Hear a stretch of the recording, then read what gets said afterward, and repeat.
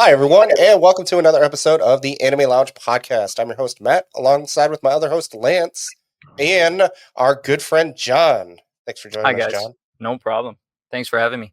And this is going to be our annual Halloween episode. And this time it kind of works out. We're right after Halloween. Get ready for something a little bit different for what we're normally covering. It's going to be an interesting one today. Yeah, we're a little bit behind on time because this is something that's all that everyone knows about. So we're hoping that if you're listening to this, you already know. So hopefully everyone enjoys this conversation. Yeah, absolutely. Before we get too far into this, let's figure out what we're drinking today. What do you have, Lance? Today, I went to go visit a couple friends at Timekeeper Distillery, and I picked up a 4-pack of their Arnold. Well, they call it the Arnold. It's a bar cart. It's a crafted cocktail mixed with black tea and lemonade. It's fantastic. 7.1% alcohol, so I'm happy with that. And the taste is fantastic. Nice, very nice. What about you, John? What are you drinking? Unfortunately, I cannot drink at the moment. So I'm currently just smelling this honey whiskey that I have next to me. Smelling? No, I'm just kidding. But I think that might be a problem if you have to smell it for.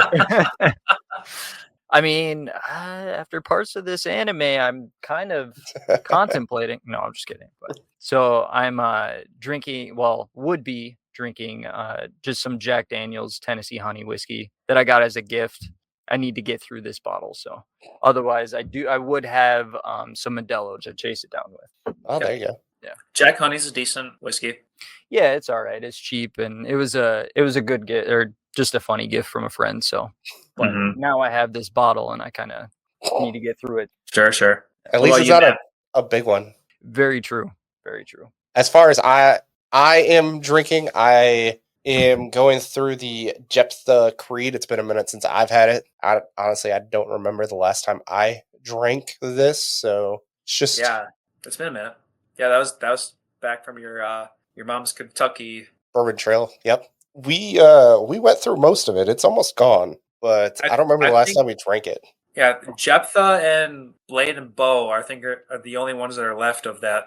A little bit of the E.H. Taylor, but that's. Oh, I thought you officially finished that. No, I have like one more drink left. Okay, yeah, savor that one. That one's gonna be worth it.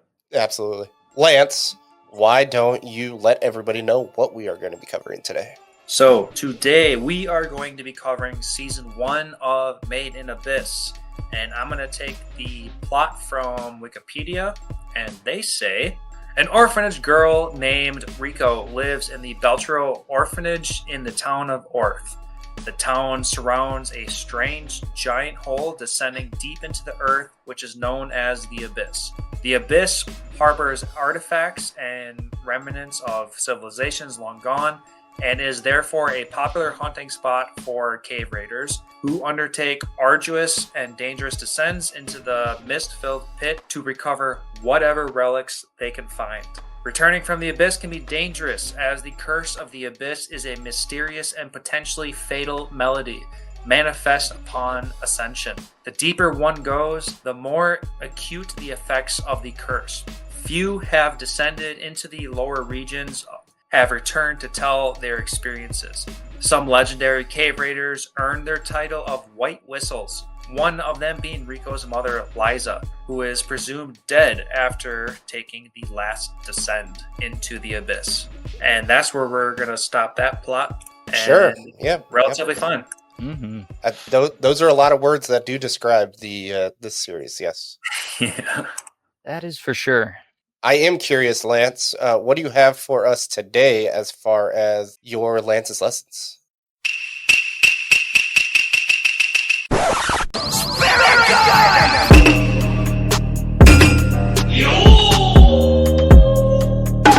Today's Lance's lessons is going to be the Japanese word for whistle. And whistle is hoisuru. Hoisuru is spelt Hoissuru. Obviously, hoisuru is relevant to today's episode because the better qualified of a cave diver you are, the higher quality of whistle you are, going all the way from like a basic ass bell to a red bell to the White Whistle. So obviously that's going to be the top quality cave diver that you could be. So yeah, Hoisuru is going to be today's Japanese word of the day. I was wondering if you were possibly gonna tell us the Japanese words for child labor, because that seemed to be Yeah, a bunch of quite the theme. 12-year-olds running into a mine and just mining a bunch of shit. Yeah, that's also actually, now I am kind of curious. Hey, at least they only made him go into the first level. So, Yeah, very true. I guess. Yeah, like you don't have to go into the darkest parts of the coal mine, but All right, so Google says child labor is Jido Rodo. Geo Rodo. That's child labor. Really rolls off the tongue. Jido Rodo. Rhymes a little bit. Someone had fun with that one. Right. So, with my little session out of the way, Matt likes to read the manga for every episode that we like to cover. So, were there any differences between the anime and the manga? NANI?!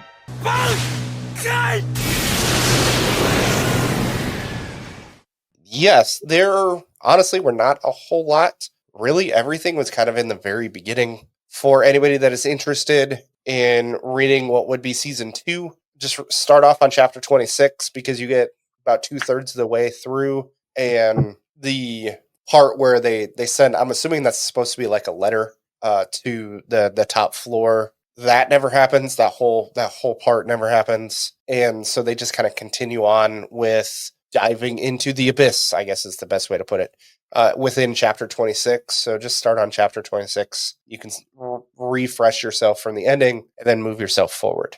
Yeah. They start talking about the compass, the ball compass thing that Rico has in the beginning. That's how it starts, is her kind of looking up at it and admiring it and talking about it. That's how it starts. You get all the kids when they're much younger. They could have been like 5 years younger. They're 12, so it's young. Oh yeah. One thing you don't see is them getting Reg into the orphanage. So that whole scene, the whole trying to explain himself, that never happens. I feel like that was like all of episode 2. Yeah, pretty much. Yeah, pretty close. Yeah. Yep. Nope, that doesn't happen. Weird. They just go into the book, Rico's book, about explaining the abyss. Like they kind of explain like a bunch of the creatures, a bunch of other stuff. They just do a better job with the book that Rico has. Okay.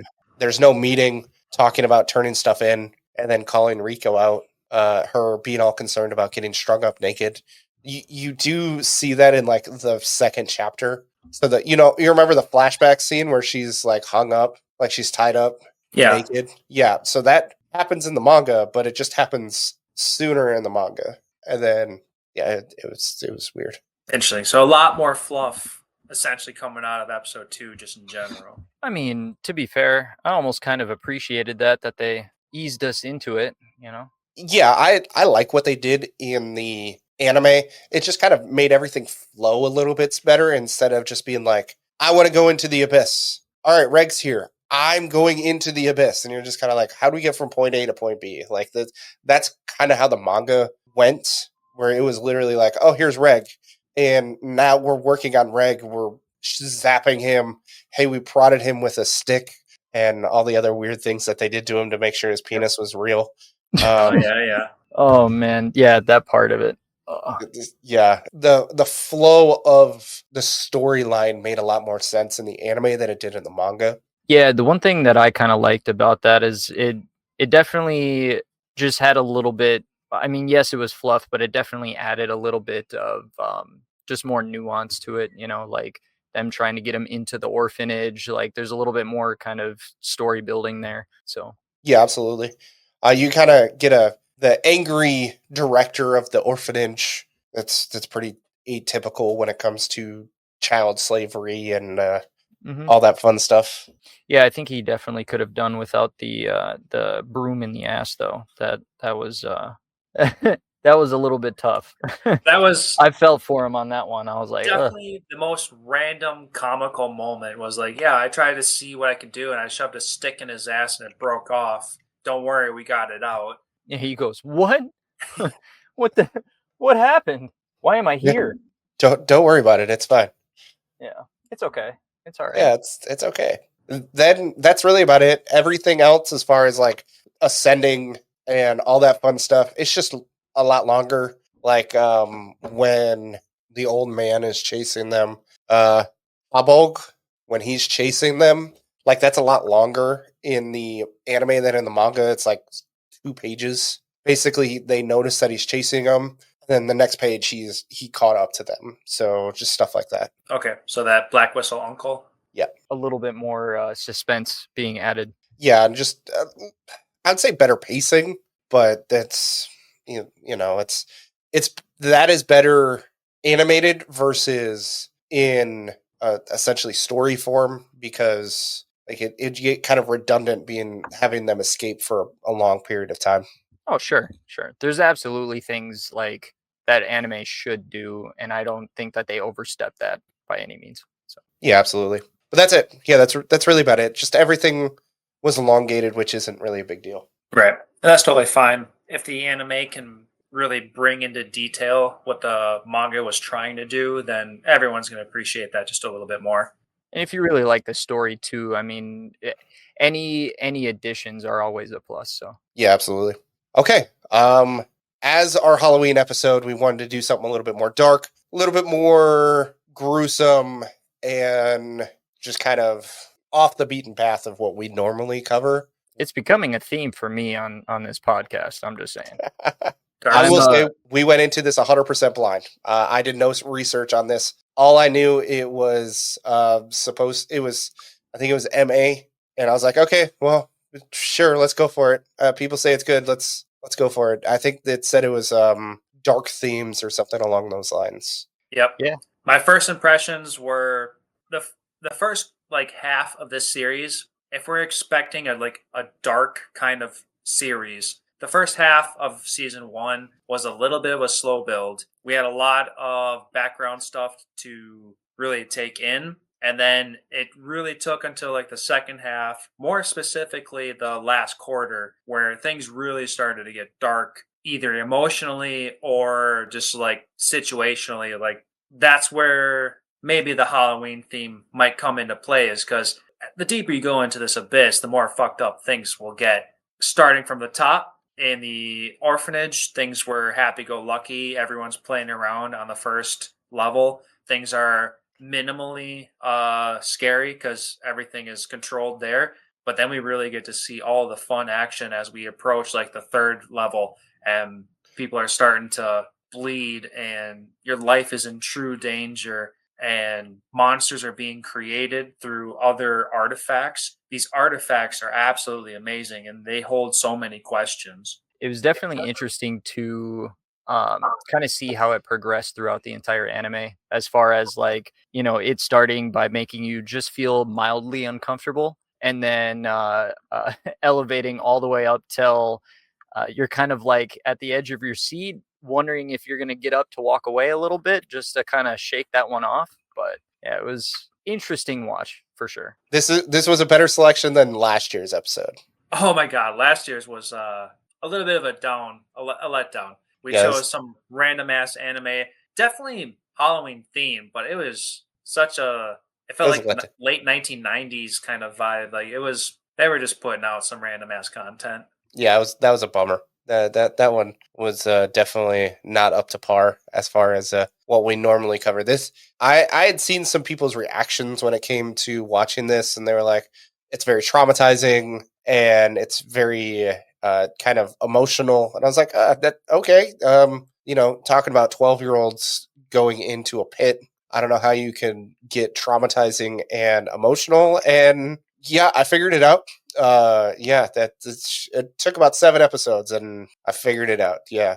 Oh, for sure. Yeah, I'm considering using at least one session of the free therapy that I get at work just after a couple of those episodes. No, they did a really good job as far as like putting the characters in those situations that were uncomfortable for sure. Definitely exactly how you described as far as traumatizing for those specific scenarios. Yep. I will be the first to say that like it's really weird that we're watching like 12-year-olds dive into the abyss, but at the same time, it adds to the drama of like these kids learning of the horrors that's going on the deeper they go. So I think we would, as viewers, we would have a different expectation of like some form of an adult diving into the abyss versus a literal child, a team of children diving into the abyss, relying on each other, which was a really big part of the entire series. And that's what is ultimately going to make you more invested, is how are these stupid children going to go deeper and survive all of this bullshit when we would like darker aspects to be happening upon a more adult person. So it's a weird complex to be part of, but oddly enough, it kind of works out. No, they definitely established that sense of vulnerability of the main cast pretty well. Yeah, you feel that more than you would with, like you said, an adult or even a young adult, like if they were 16, 17. Especially from what we've seen in anime, where our main characters are destroying planets and stuff at 16. But yeah, having them be children definitely gives you that sense of okay, like these kids are in danger the entire time. So what's going to happen, or how bad is this going to get? And you find that out for sure. Definitely. I think a prime example of just the difference between children going through this and an adult is when we meet Habolg, the uncle, the Black Whistle. Like, he's running, and Reg, who is essentially a cheat code when it comes to the kids, cannot escape Habolg without, like, there was no way he could escape, no way he could really get away, and all he was really doing was running towards them. That's true. Yeah, so that's gonna place some importance on like just how important the experience that the higher whistles might have is. Reg to us seems like the superhuman guy, but a Black Whistle was easily able to catch up with them with no problem. So we have to understand that they were at a disadvantage as they progressed through the first level. They essentially just got lucky. But then we have to remember that the leader, that white-haired leader, I don't remember his name right now, but I feel like he gave them like a couple day head start. Jiruo, the leader, the guy that was always overlooking the orphanage, the leader. He's definitely going to be a topic of conversation. But if it wasn't for this like head start that these kids were given, I don't know. Without that, and then being stopped because of this, I don't remember what Rico said. Like, this is our final test or something along those lines. But I guess I don't know what I'm trying to say in the end. But like, this was all like Jiruo knew that this was inevitably going to happen, so he just let it happen, and then he just made it a test in the end to push them forward to like solidify their goals. Yeah, absolutely. Even from the very beginning, I kind of took note, like yes, they called him the leader and everything, but as soon as he was introduced, I was like, this guy kind of has like some good leadership skills, and sometimes you just have to kind of step back and let people learn. So I feel like that's kind of what he did there. But yeah, definitely. Yeah, one thing that they made mention a few times is Rico, basically, since she could crawl, had been trying to go to the abyss. That she was basically drawn to it, I think was the verbiage that they used. Yep. So I'm very... More specifically because of that artifact that revived her, and in addition to the other test subjects that the other White Whistle was doing. Everybody that comes from this artifact wants to go towards the center. So you use the term revived, but would reanimate be a little bit more accurate? Sure. Because I believe she was described as a living corpse, right? In one of the episodes? She was stillborn. Yeah. There was they did say a handful of different things, but yeah, like Matt said, stillborn was the official way that Rico came out. Like, she was born dead. So reanimation could be just another word to say for revival. Well, I'm kind of wondering if like like, yes, she's alive, right? But I mean, is she still technically like a corpse, or like how exactly does the artifact work? I guess that's kind of where I was trying to get at. That's a very good question. It was definitely something that I was thinking about as I was watching that part, because they referred to her as a, as a living corpse. And there was a part where I mean, this was later in the series, or in the season, the unmovable, what is her name? It was Orza Ocho, or yeah, Orzo, I think that sounds right. Or Ozen. or Ozen. Ozen, gotcha. Yeah, when Ozen was talking to, I believe it was her mother, right?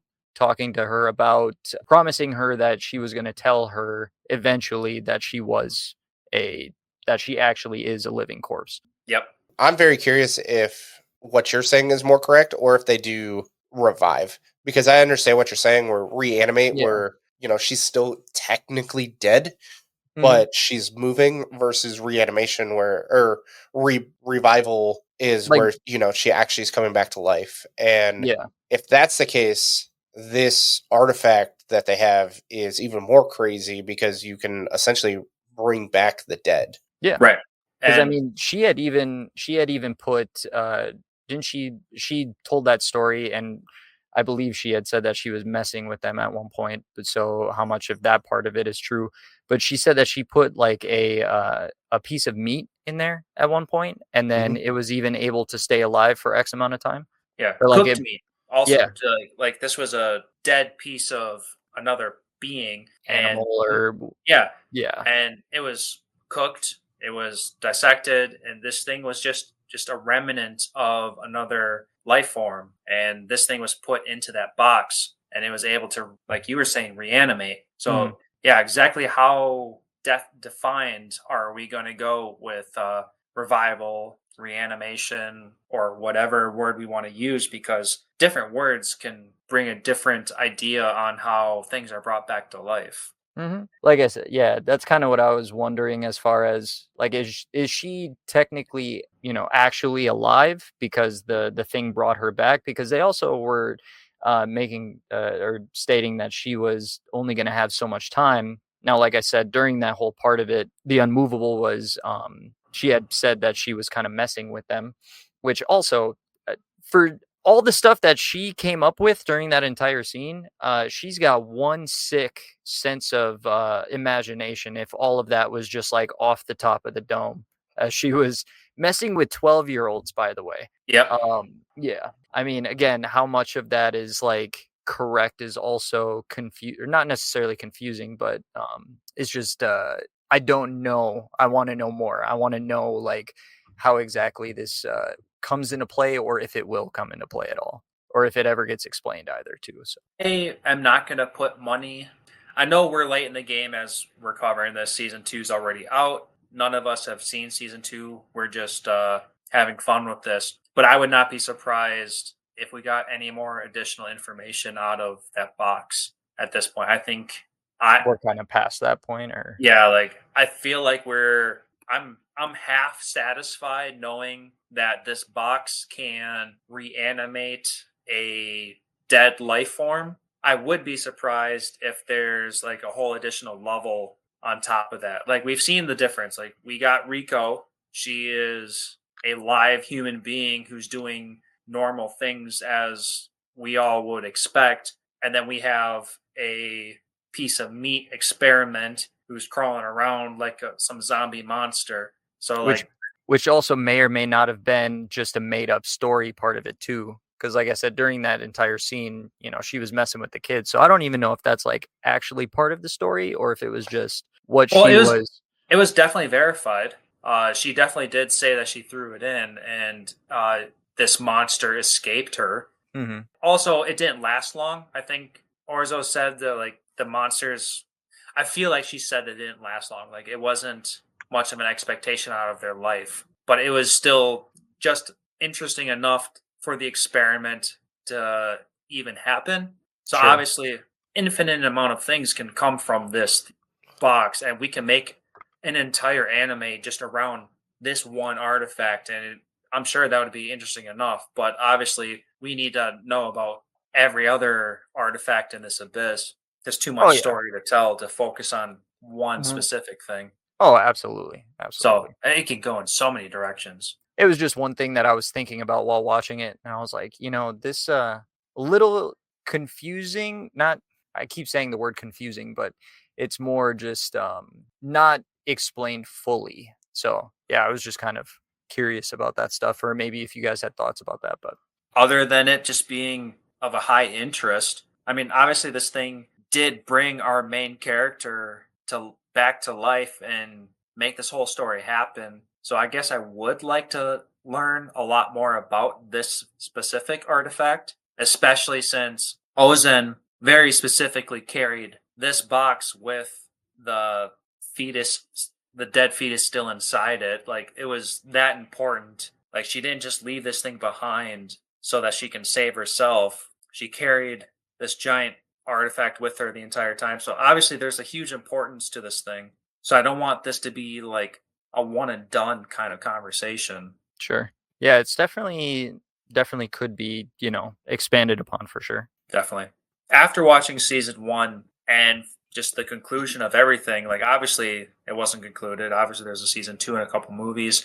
I am definitely interested in seeing how the story just continues because we have a couple goals to reach. We have to see Rico's mom if she's in the bottom layer of the abyss. I want to see what's at the bottom of the abyss. That's not even to say that Rico's mom is even all the way at the bottom. I don't know if that's one and the same or not, but I want to see all that stuff. These artifacts get more and more descriptive the deeper that they get. So I want to see some crazy ass action coming out of like what they can offer because that's just going to add to all the fantastical stuff. Like what if some artifacts could just do all this magical stuff?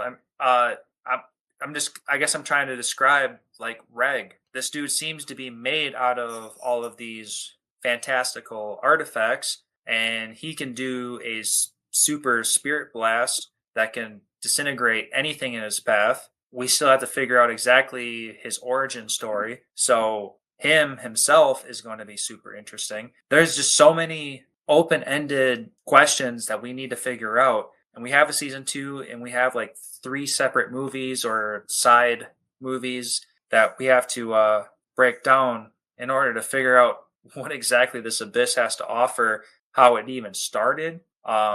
This abyss seems to be at a minimum, I think they said 4,000 years old because they were talking about how long things can last. We saw skeletons in prayer.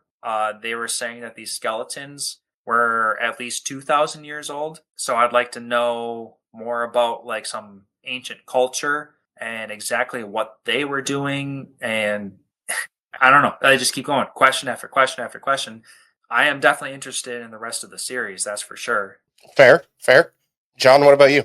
I went into this completely blind. Yep. It was recommended to me by you two to watch the first season, potentially come on the podcast, and I was like, yeah, I'll give it a shot, and we'll check it out. I did the typical John thing, and I binged it in a day.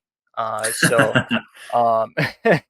I started watching it at 8:15 this morning. All throughout work and everything else, I was able to catch the episodes. I mean, for me, this anime is the term F them kids incarnate. It was wild just as far as like the story goes. Like you said, there's a ton of questions, just a ton of unanswered things that I'm curious about, things that I definitely kind of want to learn more. So a movie and season 2 is definitely on the table for me. I might actually even try to get my girlfriend to watch this, maybe even rewatch the first season with me. Well, I'll get her to watch the first season for sure, but I might rewatch it with her, I should say. From my experience, I will 100% say that a second or maybe even a third rewatch is recommended because there's so much deep and just like weird information. Yeah, no, absolutely. There's a lot of like nuanced things that happen throughout the anime. There's a lot of things that characters say, especially in the beginning, that don't make a whole lot of sense, that get expanded upon later, and things get kind of mixed around and stuff. So yeah, I definitely wouldn't mind. And I'm not typically one to rewatch something. I'm pretty good after I watch it the first time. But yeah, this one I might give it another watch just to kind of not necessarily pay attention more, but try to pick up on some of those nuanced things. And I mean, that being said, like, yeah, I want to learn more. All these different artifacts, like how to, what are the limitations on these things? How far does the extent of what they do go? More about, like you said, what's in the abyss, like what is at the bottom? How much darker are we going to get here? How far are we going to push that idea of, uncomfortability? And where are we going to be when we get down there? I also want to know more about Reg and like kind of, what kind of got him to that point. I also want to see his potential because I mean, clearly he's got some pretty awesome abilities for someone, so young and everything too. He definitely has the cheat code as far as, surviving down there. Yeah, there's so much stuff. And I mean, this show is definitely something that I think a lot of people who are into that kind of darker vibe would like for sure. Yeah, nice. Yeah, I do agree. That's a good way to put it. As far as for me, I am very curious about what's gonna happen. I thought the pacing was really good. Like it kind of got us sucked in. It's like, okay, what's going on with these kids? Having kind of an idea of that this is supposed to be like a darker series. You're like, well, we got a bunch of kids in an orphanage just kind of running around. You got some monsters, and you're going into a catechism type of space. How does this get really fucked up? And then, as the story progresses, it does a very good job of ratcheting it up without making it too intense. And then it just kind of punches you in the face where, it's like, oh, ooh, okay, yeah, that's really messed up. And then it's like, okay, so how do we go from here? Does it continue to progress in this manner where you still got these really messed up themes, really messed up incidences that happen? We already have this one white whistle who's super fucked. Really quick, I just want to say, I mean, I know you said like it started off for you where you were kind of wondering how it was going to get dark. It starts off with kids in an orphanage. It's already kind of dark there. So there's some elements there, but yeah, no, it definitely ramps it up throughout the series, but continue. Sorry. Yeah, no, even to compound on that, it's these kids in this orphanage, they're only making their worth depending on what kind of potential artifacts they can even bring back from the abyss to make the orphanage even a couple bucks. So yeah, but I've seen like child labor. We've seen stuff like this. Like that's not super uncommon. Right. But that is true. The darkness. Yeah, it's still a dark, like a dark beginning, or like a dark, beginning setting. Like to start you off with, it's like, oh yeah, here are these kids in an orphanage that are being used to, collect artifacts that are worth money. Like child labor, kids in an orphanage, like. And what I thought was kind of interesting is how it was portrayed the way it was, like the art style and everything, for how dark the story was too. Like I said, it gave me Ni no Kuni vibes in the beginning, and then it just ramps up immediately. And I'm like, all right, that's not what we're what kind of content we're consuming here right now. So yeah, it's a very weird juxtaposition to be in. Like we have this beautiful childish animation. Not that the childish animation has to be like we're watching some stupid cartoon, but like the animation itself is absolutely beautiful. We're following children, and then all of this dark stuff happens. And that's exactly how the video game Ni no Kuni is. Ni no Kuni. Fantastic game. Very childish kind of like animation, but it's a lot more deeper than that might go. So it's fun to experiment with that kind of stuff. Oh yeah, absolutely. But sorry, Matt, we completely hijacked your entire No, it's all good. I am very curious. I know we typically talk about season 2 stuff. I'm very curious about these white whistles because we've now met 2 of them, and they're both psychos. Like, just to put it nicely, they are complete psychopaths.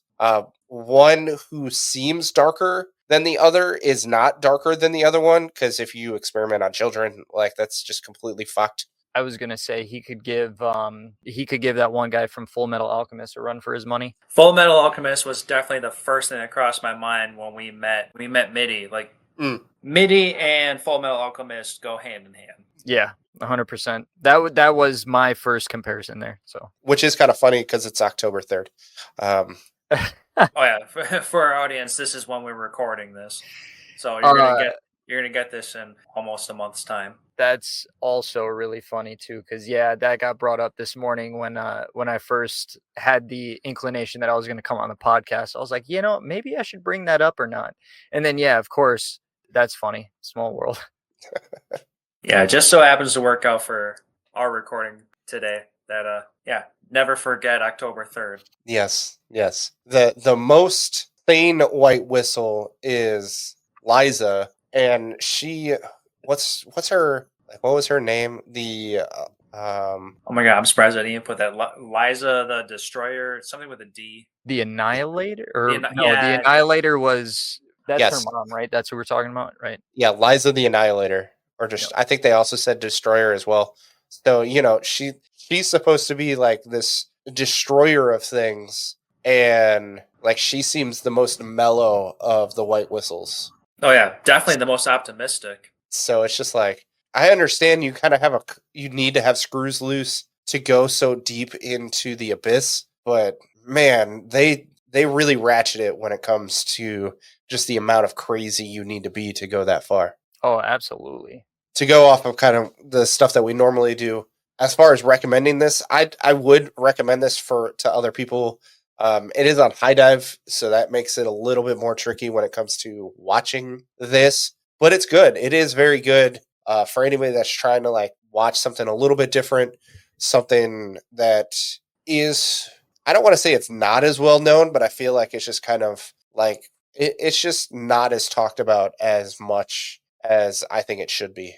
I agree. I was gonna say, I feel like everybody recognizes the title Made in Abyss, but because of the way it was originally launched, I think this was like an Amazon or whatever. Like this wasn't originally on Crunchyroll, so obviously it's going to be a little bit harder for everyone to watch. Yep. But they all know it's good. I was going to say I was able to get the High Dive subscription through Amazon Prime, and so that kind of made it easier for me just going through Amazon. Yeah, just kind of going through Amazon Prime. I didn't have to go and, download any other apps or go on any other, websites or anything like that. So I was watching it from my phone all day. And I just Amazon Prime app, the Prime Video. So okay, so they still have the rights. So Amazon still has the rights over like this show, or they collaborate with High Dive. Yeah.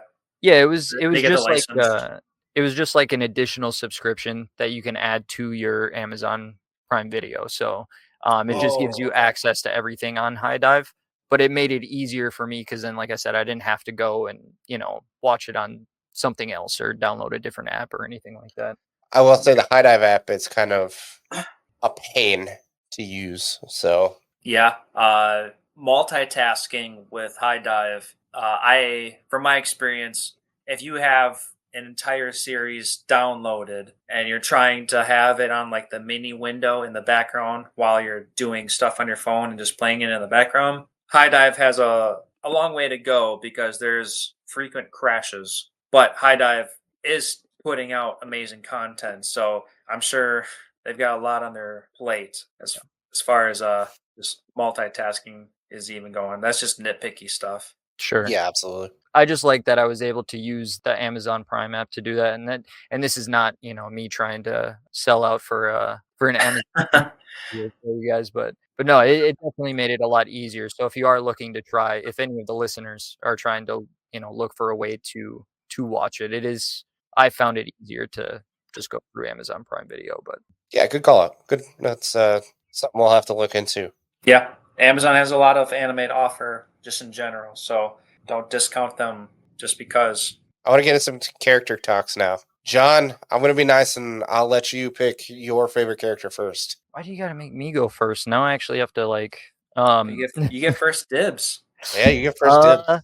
Honestly, I really liked the leader, Jiruo. Yeah, I really liked him. At first, I wasn't sure just because of like his nonchalant attitude in the beginning. He kind of had that like almost the tone in his voice kind of reminded me of like a Shikamaru vibe. Like he was kind of everything's kind of like a drag kind of thing. He was just very not invested in a lot of things. But when he ended up having that long talk with Rico, about her mother and stuff, and was telling the story, about everything great that she was able to accomplish, and that kind of stuff.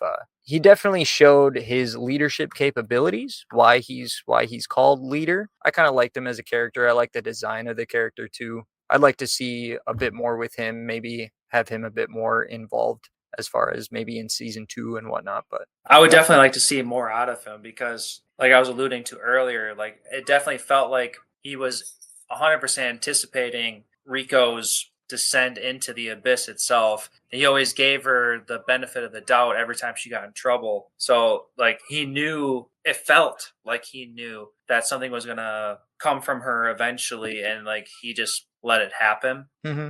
So he's definitely interesting. Yeah, he had like a certain level of wisdom to him, So he was kind of definitely really good.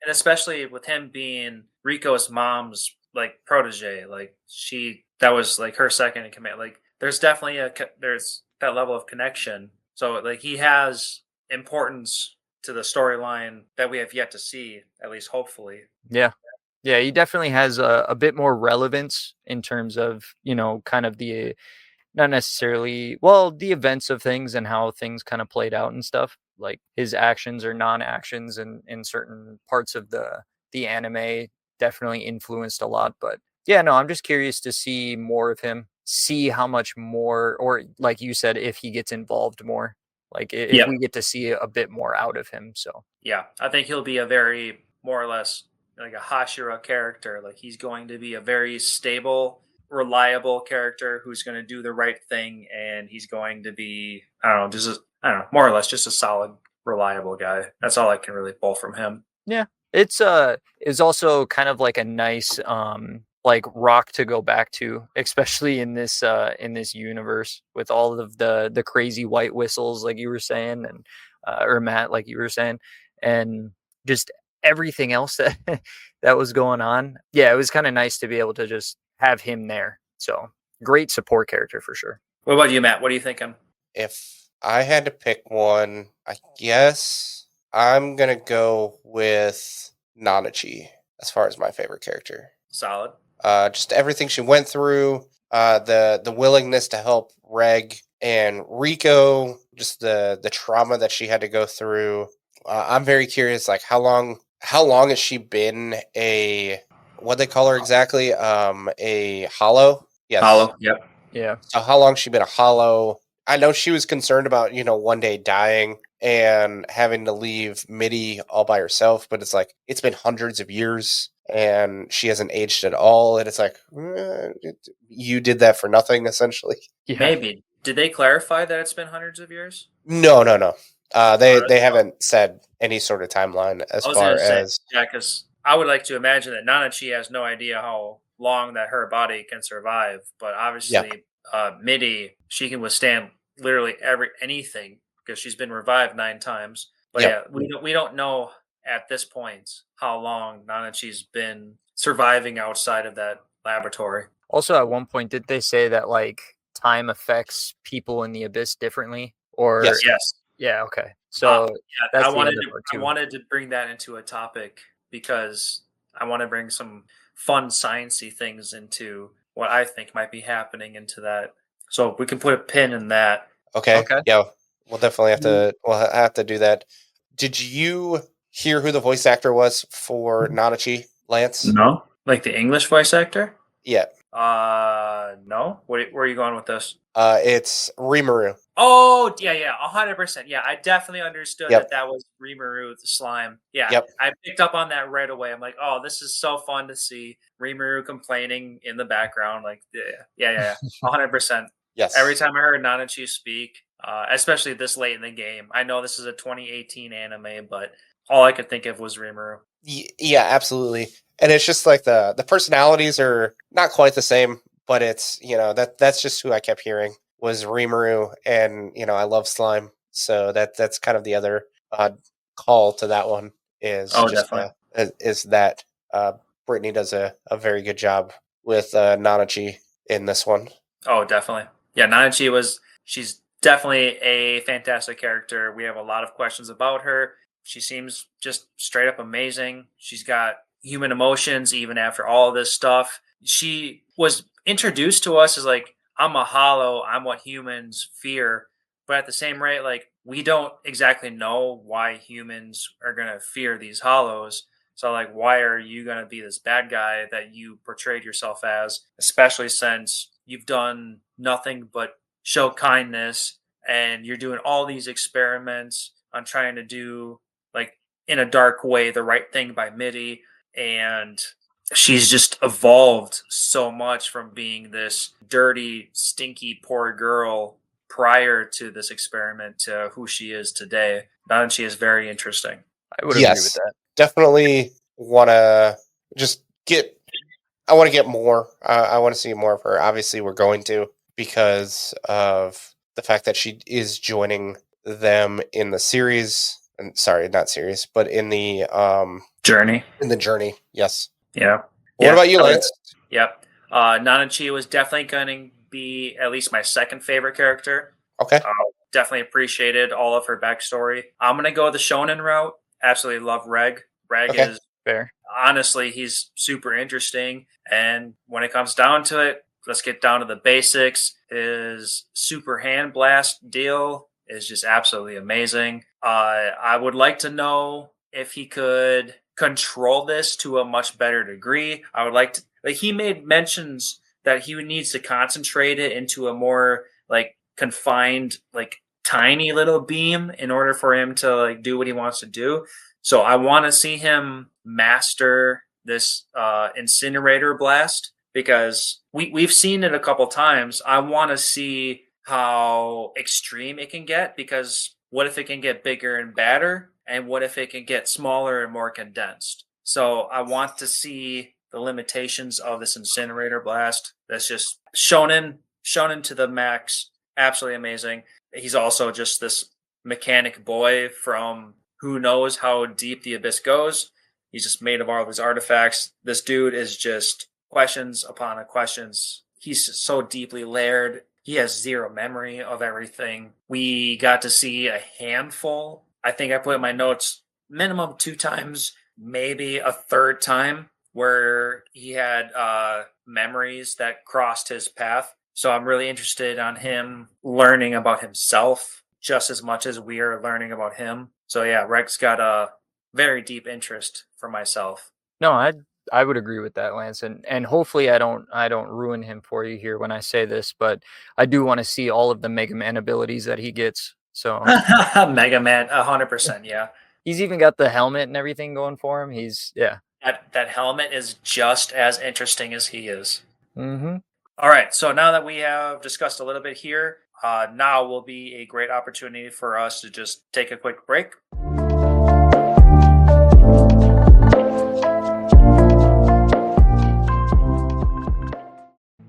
Hey everyone, just taking a moment to tell you guys about our other podcast, D&D News. Follow us on our shenanigans as we try to save Earth from some monstrous priests. Find us on Apple Podcasts and Spotify. Just search D&D Noobs, that's Noobz. And now back to our episode.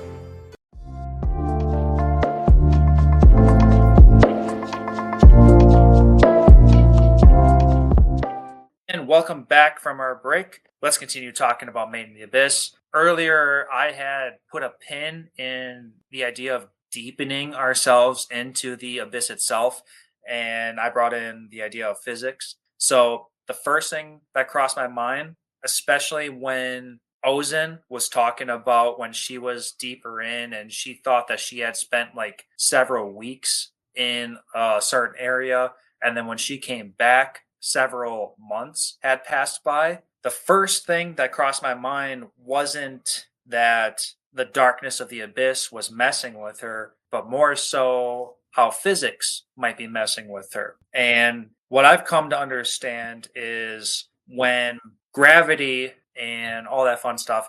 When there's a deeper pull on, let's just keep it simple with gravity, time moves around you much slower. So this was making me think that the deeper they go into the abyss, the deeper they're going into Earth, or at least we're going to assume that like this planet they're on is Earth. We can at least say that like they're going deeper into this planet. And as you go deeper into a planet, going closer and closer to its core, gravity is going to be more and more intense. And when you talk about relativity, time is going to distort itself. Now, if we're going to talk about the extremes of weeks and months, that's a little bit extreme. But I wanted to bring into focus that what if this time distortion is just playing on time relativity to that kind of degree? Time's moving slower as you approach a higher gravity level, much like a dark hole, because when you approach a dark hole, time is almost comes to a stop.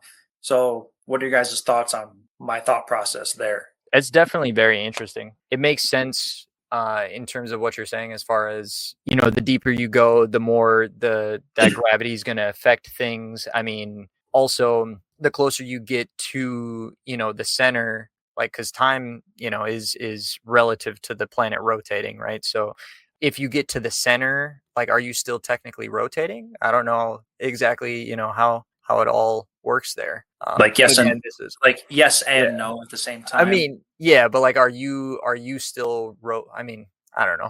It'd be interesting to see if there's an explanation or what kind of explanation they give as far as like how the time is being affected by going further into the abyss. Like where, yeah, I'm definitely curious as to where they're going to go with that.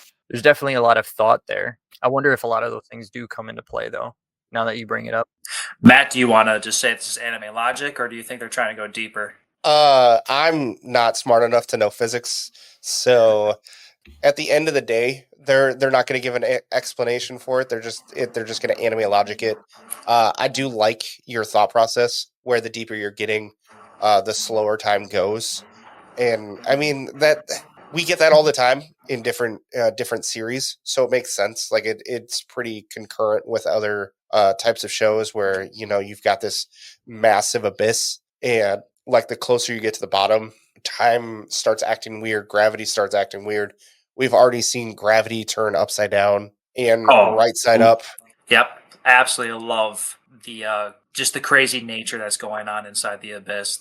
It makes it so much fun. It's like I feel weird saying this, but it's like an isekai inside the real world. Yeah, Yeah. It's definitely its own. I don't want to say like universe, but it's its own thing for sure. Yeah, exactly. Yeah, every space is its own ecosystem, which is very interesting. Yeah. Exactly. So I could see them like using science as just to make more sense into things. They're never going to explain it. They're just going to be like, oh yeah, see this. We were gone, say at the end of the series, everybody comes back up and it's like, it's been 5 years for them to go down and come all the way back. And on the surface, it took 20 years. Yep. I could see something like that happening. Yeah. All of this also kind of sparked my next question about Rico's mom. Like, if she is going to be super far down under, is she going to experience time much like Ozen experienced time to a really weird degree? Absolutely. Yeah. Just brings into more questions. Is she still down there? I just had a thought. I'm wondering if maybe this abyss isn't necessarily like maybe like a different, you know, I don't want to say plane or, you know, kind of area, but what if this is being caused by a specific artifact? Oh, for sure. That could definitely be that. Like there's a singular artifact at the very bottom of this abyss, you know, quote unquote abyss. And it's causing all of these things to kind of happen as it's seeping, you know, like the effects get lesser as it goes up towards the surface, you know, because it's so much lower than things. Or I'm wondering if the cause is an artifact. Very well could be. Yeah. I'm very interested in knowing what's at the bottom. I mean, we have so many questions because like the ship on the random was at the second layer. Yeah, right. Just some random ass ship. Yeah. So, and was it like a vessel? So, you know, we're talking something on an ocean, or was it like a spaceship? It kind of look like more of a vessel than, a spaceship. That could also be because, for whatever reason they had pirate ships as spaceships in this world. We've seen that before. Yeah, that's true. Well, it also is curious because, well, makes me curious because with that being down there, like if we're thinking like in terms of layer of the earth, is this all like, because them digging up these artifacts and stuff, obviously these are all historical items. So I'm wondering like how much further, back in their timeline we're going to see, or kind of like if we learn anything from that. I just had another idea. Has this abyss always been like we are on this planet?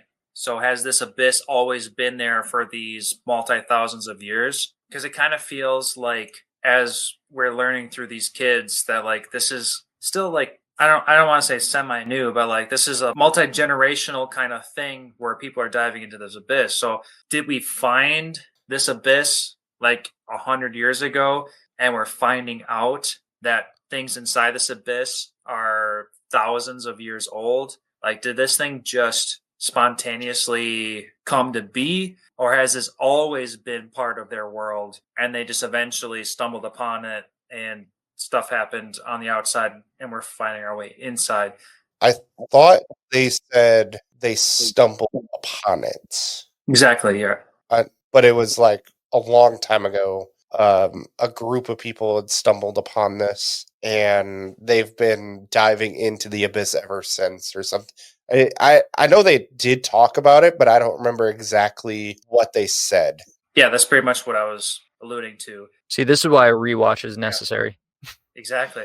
Yes. There's definitely parts where it's just like you want to pay attention to, or like you should pay attention to, but then you get caught up in another part of it that happens, and it's Yeah, absolutely. So much to figure out. Hey, Matt, do you happen to know how far the manga goes? If it's still ongoing as of 2025? The manga is ongoing. Let me see how many chapters there are so far. 72 chapters. And season 1 only was like 26 chapters? Yes. Okay, so roughly 3 seasons worth of episodes there potentially. Well, if they're adding the movie, then that would probably be maybe 2 and then a movie. At this point, we don't know if the movies are considered canon to the manga or not. That's also a fair point. Yeah, I'm not sure. I can tell you that it is ongoing. It is not a weekly update. It's not a weekly series. So that's all I can tell you about that one. Well, at least it's fun to know that we don't even know the ending. So there's a lot that could still come out of this. Yeah, it's kind of wild how, like, I mean, all 3 of us here, we're completely fresh to this. We all walked into it blind, and just the amount of questions, like the confusion in certain aspects, and yeah, I'm wondering how it's going to go. It's definitely interesting. As per conversation that we usually do, was there any favorite moments that popped out to you guys? I guess I'll start. I don't know if I want to go favorite moment, but just it was the oh fuck moment is when they had to ascend too high and Rico started bleeding like out of all of her orifices. Just Yeah.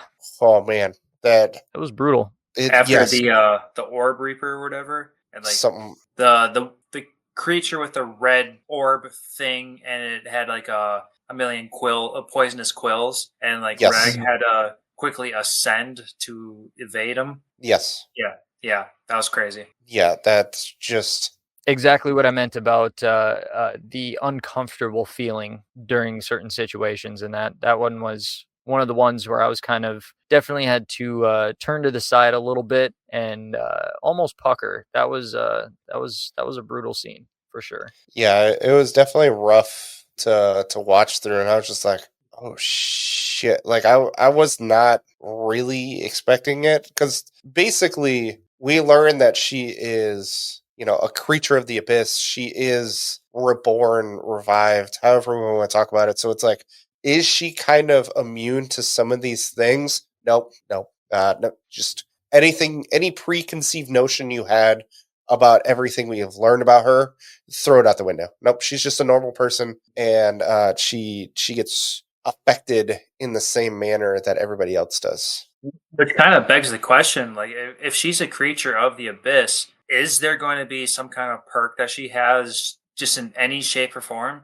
I would like to see some kind of pro come out of this, but no, we were seeing that she's being treated just like any other human. I'm just All sitting here cons. waiting for her to like have some kind of Not necessarily some kind of importance, but just some kind of a I don't think what's the word I'm looking for, Benefit? adaptation, some form of a benefit. Yeah, that's basically the best way we can come.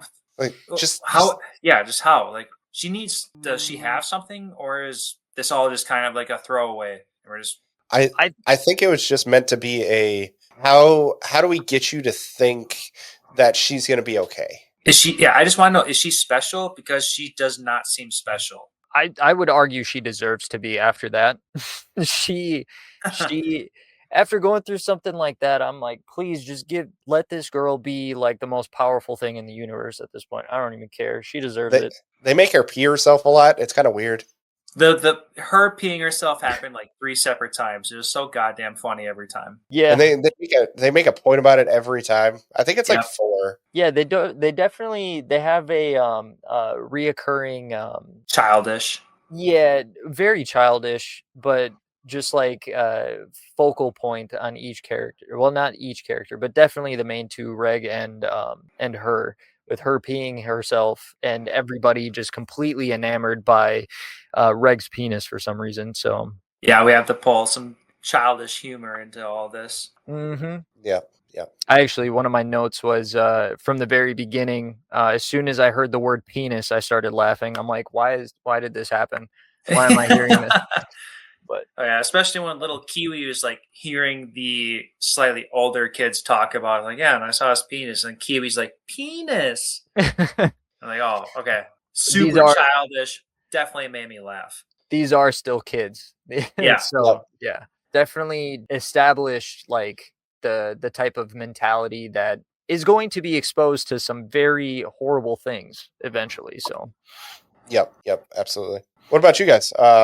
Lance, John, favorite moments or oh shit moments? Yeah, I mean, I've got a couple. Start with one. Yeah. There was a couple moments where I was just I definitely, it caught my attention more than others, for sure. The first one that kind of made me laugh, like, honestly, it was just, why did they have to throw that part in there? But when they were, looking over the notes of, Rico's mother, towards the beginning, they were kind of reading, everything that she had written about the mysterious figure that was down in the abyss, which, was kind of hinting towards it being Reg and everything. Yep. In her notes, she started talking shit about Reg, like immediately called him a little moron and stuff. And they're just reading this. And I'm like, really? She's got to do him like that right away, like in her notes, and call him a little moron? Like, why? What was the point of that? And then you got these two 12-year-old kids reading this. And yeah, I thought it was super funny. That one definitely made me laugh. And I'll probably hang on to that moment just because of how dark everything else got. It also will have some significance in the future, because we have to understand that we kind of have to think between Reg's memories. He was part of Liza's life at some point, but sure. Because of this journal entry that she had, where she realized she was being watched by some figure, and we can assume it's Reg, and Reg also came into contact, and they had some kind of alliance that we have yet to figure out because of Reg's memories that we are slowly figuring out. Yeah. Yep. All right, Lance, favorite moment or just most memorable moment? The one that comes to me the most is at the end of episode 12 when Reg was annihilating Mitty. Okay. It was such a stupid emotional scene. Like, there's a lot of weird emotions about putting to rest something. You know what? Without even saying words that might offend people, like it was just a weird fucking moment, and it got emotional. And I love the fact that Nana G was so heartbroken about trying to figure out a way to eliminate Mitty without pain because Midi can revive herself in any situation. But this was the moment to say goodbye. And the moment that it was actually about to happen, she was like, no, wait, stop. And then she got super emotional about saying goodbye. And then you think, okay, well, is this going to officially stop? Like, are we not going to destroy Midi after all of this buildup? And then Nanaji just walks away, like, okay, do it. And then it happens. And it's like, holy shit, we actually eliminated this thing. And it was just a weird position for us viewers to just watch. Yeah, absolutely.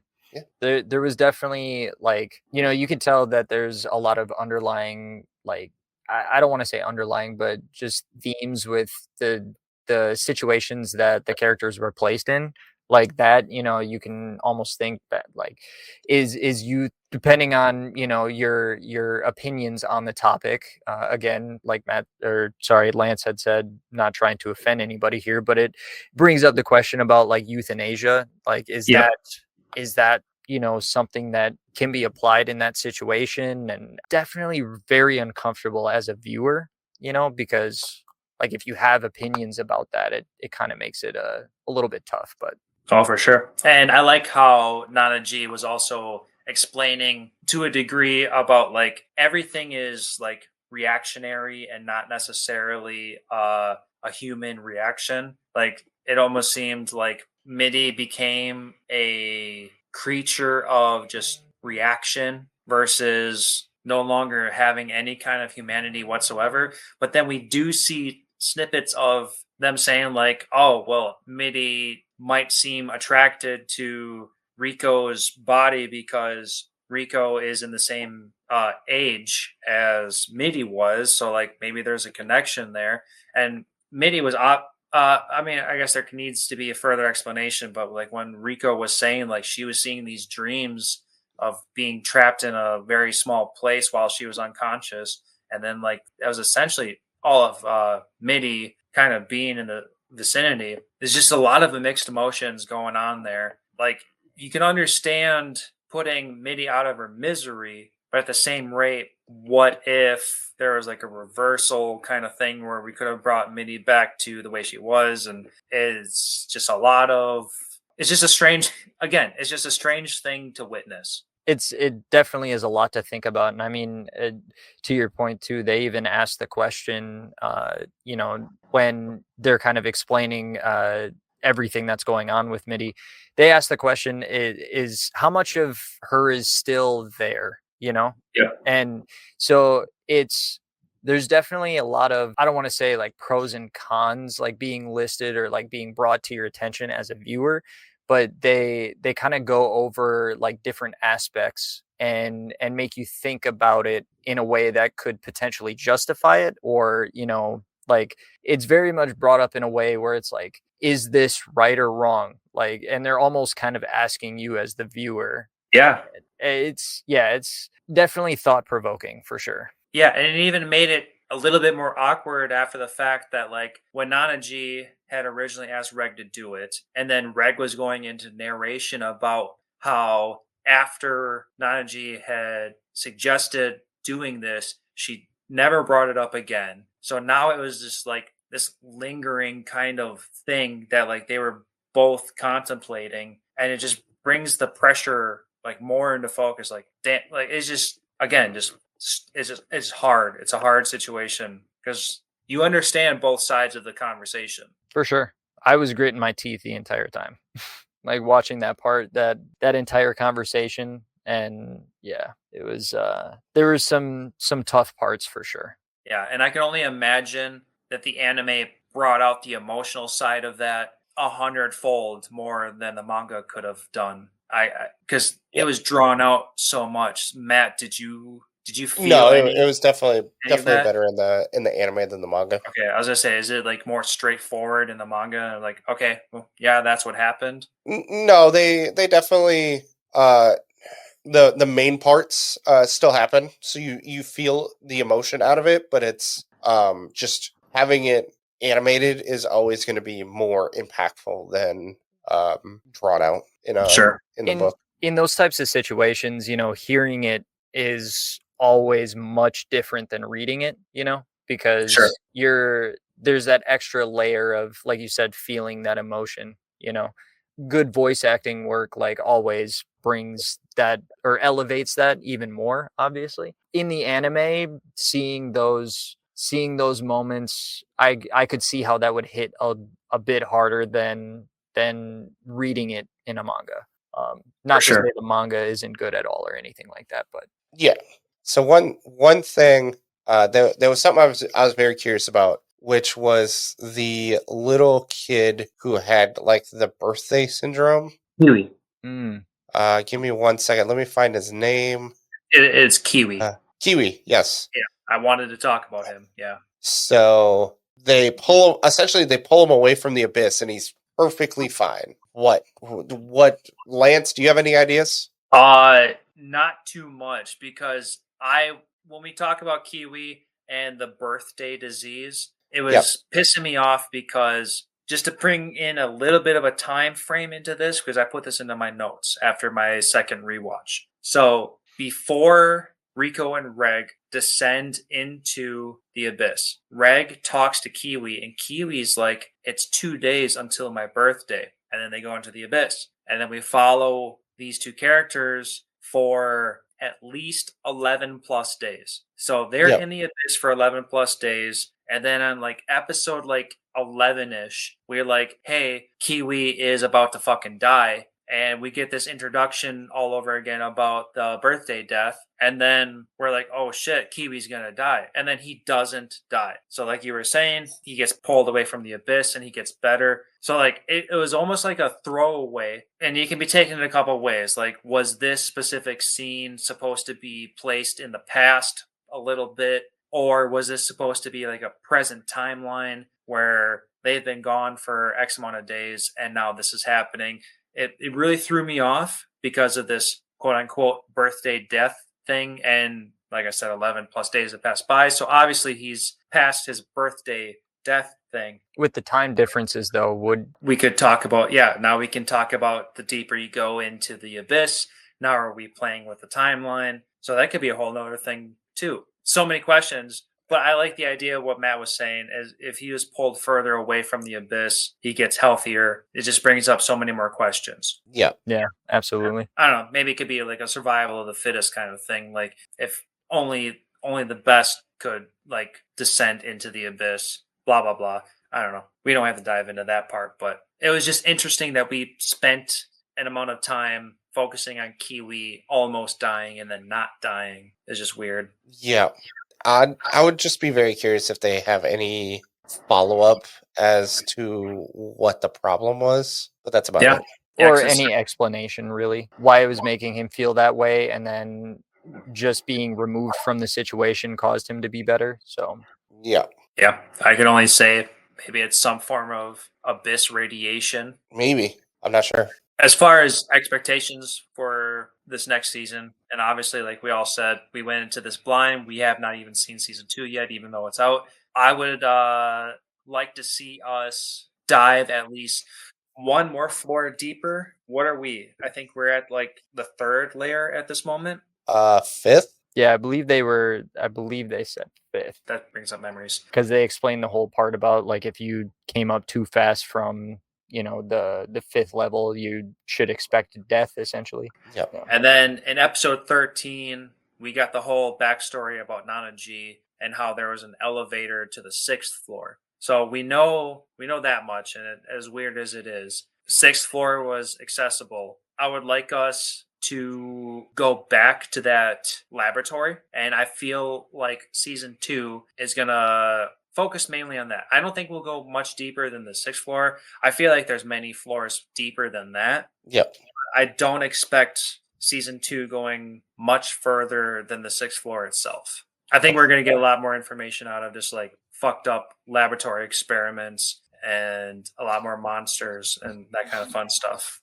There's definitely a lot they could do with that topic for sure. And I mean, honestly, like how much more fucked up are we gonna get? I'm scared, but also curious to see. It's like a weird, like, want to feel the pain more, but I'm curious to see like how much further they're gonna go with the darker elements of it, because it did get increasingly darker the further you went down. Yeah, it's like a sick obsession, but like not to that degree. But like you're just, what are we expecting next? Mm-hmm.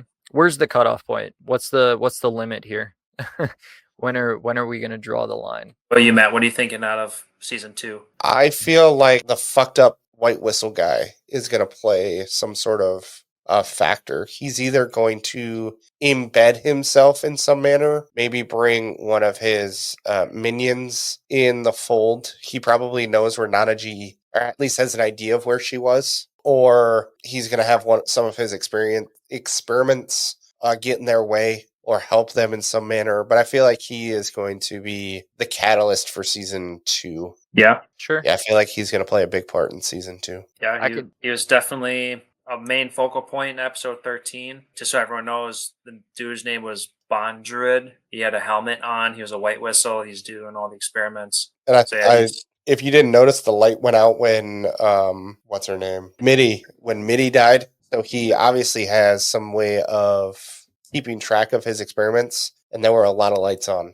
Okay. Yeah, I can definitely see him being a, maybe not the main antagonist, but definitely someone that is going to be in that role for sure. Especially for season 2. I would agree with you, Matt. Is that me next now? Yeah, what do you think? Know what I think is gonna happen? Oh, geez, there's so much going on. I mean, a lot of back and forth, especially with Rico, and just like, I mean, her main thing that she's trying to do is find her mom. She's trying to get to her, and it's obviously driving her so much. I mean, I think she deserves to find her, and there should be a happy ending after all of this. But as far as that goes, the theme that I've kind of been seeing is like it goes up and down. They'll, tell her that she's alive and give her hope, and then all of a sudden it gets crushed at one point, and then it gets brought back up again. There's so much as far as it's definitely a roller coaster as far as her trying to find her mom. But I have a feeling that there's going to be something that comes up again where, maybe she learns something about her mom. Maybe she's not who she's kind of envisioning her to be, or like what these stories are making her out to be. I'm wondering if we learn a little bit more about her mom and kind of like where she's at with after being in the abyss for so long and things like that. I'm kind of hoping we get a little bit more information there. But yeah, I mean, to Matt's point, I would agree with him there. There's going to be probably a huge focal point. I'm going to butcher the pronunciation of his name, so please help me here, Lance. I think that there's definitely going to be a big focal point on I don't even know. Bondred? Yeah, Bondred, right? I say that right? Okay. Yeah, Bondred. Yeah, there's definitely going to be a big focal point on him just because of all the experiments that he has, and I mean, clearly how terrible of a person he is. So, yep, 100% agree. He needs to be a focal point for what's to happen next. But I think that's a good jumping off point. I am really looking forward to watching / covering season 2. We'll have to wait and see if we decide to do it for next Halloween. Probably not. We'll cover it sooner than that. Yeah, right. But before we do get going, Lance has his routine of asking Pokemon Quiz. I am curious to see how John and I do. Mm-hmm.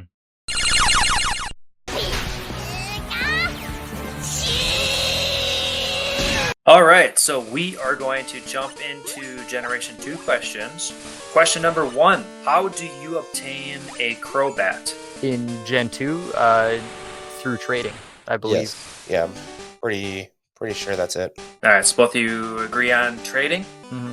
Yes. All right, you guys are both wrong. Is that the friendship one? Is that where they started doing that? Yeah, it's a happiness level. So you have to make sure that your Golbat is nice and happy before it evolves into a Crobat. I could have sworn it was trading in Gen 2, and then it got changed to that eventually. But yeah, I mean, yep, that was happiness was introduced into Gen 2, and that's where they went with Crobat. All Yeah, right. because that's what you think of a bat. Yeah, That's how right. happy it is. Happy bat. All right. Question number 2. What typing is Quagsire? I don't remember what it is. I'm gonna go with water and ground. See, that would have been my first guess, but now I'm second guessing myself. I'll say water normal. Okay, both good. Matt, you are the correct one. It is water ground. I shouldn't have second guessed myself. You were there. Yeah, Quagsire was the first introduction to a very weird thing where you can't take out a water type with an electric type. Yep. Actually, if more I can- specifically Wooper, but definitely made a more of a challenge back then. I'll see if I can tie this up here. All right. And question number 3. What level does Skiploom evolve at? 28. Damn it. That was going to be my guess. Yeah, I'm going to Price is Right him. I'll say 27. Just so we have different answers. But yeah, 28 would have been my guess. Okay. Shockingly enough, John, you are correct at 27. Let's go. Price is Right for the win. Well, for the tie. To be completely honest, like 28 is a shockingly enough random ass answer to be close to. Matt, I was very pumped up for your response. But John, there you go, right there, 27. Way to go, John. That's the first time we've answered that one correctly. Very odd evolutionary question. And there's no podcasting editing. It was literally like he asked the question and a second later we answered the question. Like there was no let's really think about this one, and then there was no real thought process behind this. Yeah. Sometimes it's just good to be lucky, I guess. 100%. Yeah, good on you guys. I'm very pleasantly surprised by that one. Good job. Way to go, us. I mean, I'm disappointed in myself. The Quagsire one, I shouldn't have second guessed myself. The first one, yeah, that makes sense. But It's a pseudo group project, so as long as one of us gets it right, we both get it right. okay. So okay. I guess by that process, you guys are 3 for 3 on this one. Good job. No, because we got it. I mean, we got the first one wrong. Yeah. Oh my God, you're right. We both said leveling. Yeah. You guys said trade for Crobat. Jesus. Yeah. Sorry, trade. All right, sorry. You guys are 2 for 3. Sorry. I love Crobat. I love Crobat when it got first introduced, so I was totally all about it. So I overlooked that in my own that and as soon as you said we were wrong, I said that was the friendship one. So that's probably why you just lapsed that one. Yep, totally overlooked it. That's all right. No, Crobat was good. He was one of the ones that I would have on my team every now and again. Yeah, Crobat was a solid necessity to the Zubat timeline, so good for him. Yep. But 2 for 3. That's still very solid for you guys. That's twice now. I think we went 2 for 3. Yep. Way to go, us, John. Air high five. Hopefully our listeners got that first question right, and hopefully you all got a 3 for 3 on that one. But that will conclude our conversation for today. Thank you everyone who has listened to us this far. Please leave us a like and leave a comment on whatever platform you're listening to us on. Please follow us because that'll help us a lot as well. Especially you, Amazon Prime, if you're listening. Yeah. Matt and I also have a side podcast going on called D&D Noobs, Noobz. So please give us a follow on that as well. And if you would also like to stay on top of more anime news, please follow the Anime Show on Facebook and Instagram. And until next time, we'll see you then.